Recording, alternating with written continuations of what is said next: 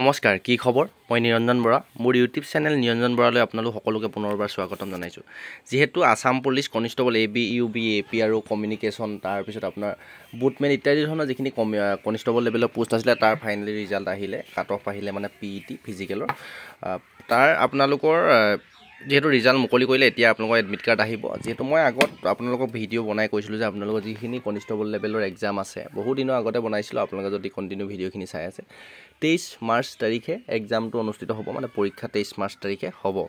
কিন্তু বৰ্তমানলৈকে আমি কৈছিলোঁ যদিও অফিচিয়েল ৱেবছাইটত নটিফিকেশ্যন অহা নাই। ঠিক সেইমতে অফিচিয়েল ৱেবছাইটৰ নটিফিকেশ্যন আহিলে আপুনি য'তে নাচাওক, ক'তো মানে মেনশ্যন নাছিলে 23 মাৰ্চত, অফিচিয়েলি মেনশ্যন নাছিলে 23 মাৰ্চত কনিষ্টেবলৰ AB, UB, AP আৰু এক্সাম হ'ব বুলি। কিন্তু অফিচিয়েলি নটিফিকেশ্যন আহি গ'ল। আমি এতিয়া SLPRB অফিচিয়েল ৱেবছাইটত আছোঁ। ইয়াৰ নটিছখন আপোনাৰ 14 তাৰিখতে আহিলে, আজি যিহেতু 15 তাৰিখ হ'লগৈ।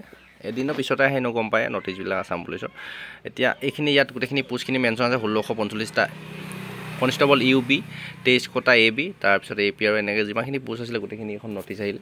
আমি এতিয়া নটিছৰ জেগাত ক্লিক কৰিম। কৰাৰ আগতে আপোনালোকে যদি এক্সামটো ক্লিয়াৰ হৈছে, তেন্তে আপুনি এক্সামত কি আহিব সেইখিনি কথাও জানিব পাৰিব।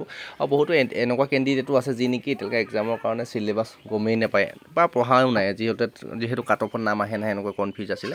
হয়তো কিছুমানৰ আহি গ'ল, তেওঁলোকে এতিয়া প্ৰিপেৰেশ্যন কৰিব লাগিব। তাৰ বিষয়েও কৈ দিম এক্সামত কি আহিব, আপোনালোকৰ কি ছাবজেক্টৰ ওপৰত আহিব, কিমান মাৰ্ক হ'ব, তাৰ ওপৰতো কৈ দিম। ভিডিঅ'টো শেষলৈকে চাই দিব। এতিয়া যিখন নটিছ আহিছে 14 তাৰিখে, নটিছৰ জেগাত চুইছোঁ আমি। চোৱাৰ পিছতে নটিছখন মোৰ মোবাইল ফোনত PDF আকাৰে ধুনীয়াকৈ ডাউনলোড হৈ যাব। লাইভ আপোনালোকে দেখি আছে। আমি চাই লওঁ নটিছত কি লিখা আছে।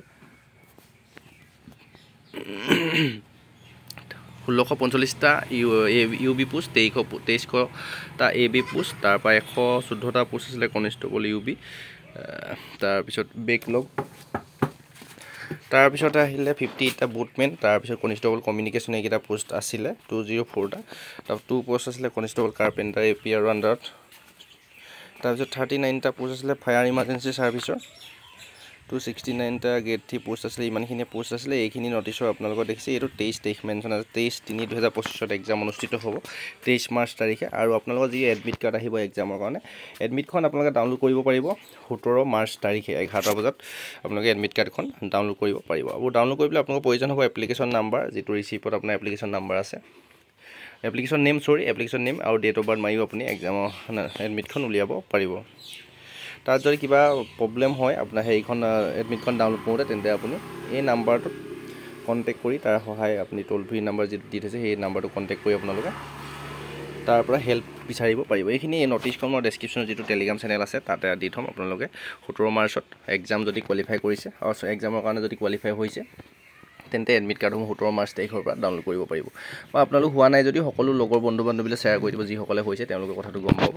তাৰপিছত আমি এতিয়া ইয়াৰ পিছতে আপোনালোকে জানিব এক্সামত কি আহিব তাৰ বিষয়ে আমি চাই লওঁ আহক।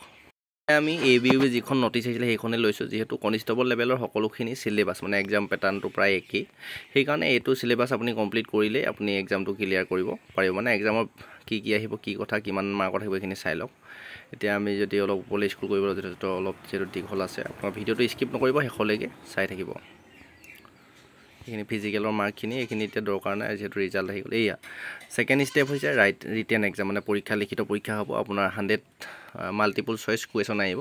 মানে আপোনাৰ OMR বেছতে হ'ব, অফলাইনত হ'ব। মাল্টিপুল মানে আপোনাৰ শুদ্ধ প্ৰশ্নটো অপশ্যন 4টা থাকিব, তাৰ শুদ্ধ হোৱা এটা অপশ্যন আপুনি চইচ কৰিলে হ'ল।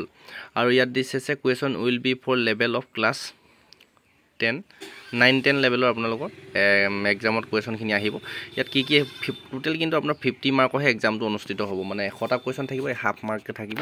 100টা কুৱেশ্যন আহিব, 50 মাৰ্ক থাকিব। মানে এটা কুৱেশ্যনৰ হাফ মাৰ্কে আপোনালোকৰ থাকিব। এক্সাম চিলেবাছটো চাই লওক এক্সামত কি আহিব।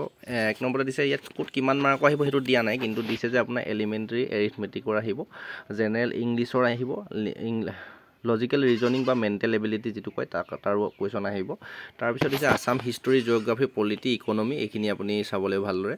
তাৰপৰা general awareness, general knowledge and current affair, আপোনাৰ সাধাৰণ জ্ঞানৰ প্ৰশ্ন আহিব আৰু বৰ্তমানৰ হৈ থকা ঘটনাও আহিব।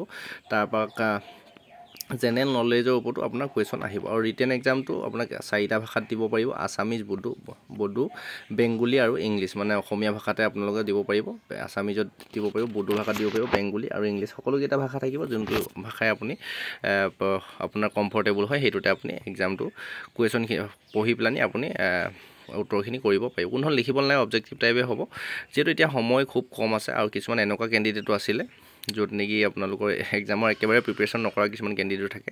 একো নাই বাৰু, এইকেইদিন আপুনি ভালদৰে চাওক, এইকেইদিনত পঢ়িও আপুনি আছাম পুলিচৰ এক্সামটো ক্লিয়াৰ কৰিব পাৰিব, কোনো ডাঙৰ কথা নহয়।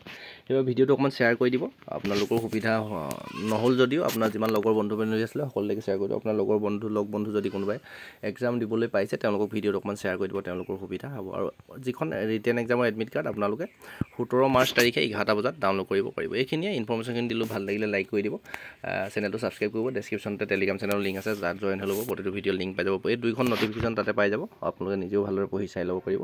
আৰু হোৱাটছআপ গ্ৰুপৰ লিংক আছে ডেছক্ৰিপশ্যনতে। এনেধৰণৰ গুৰুত্বপূৰ্ণ প্ৰতিটো আপডেট পাই থাকিব, সকলোখিনিৰ লগত জইন হৈ ল'ব যদি ইচ্ছা হয়।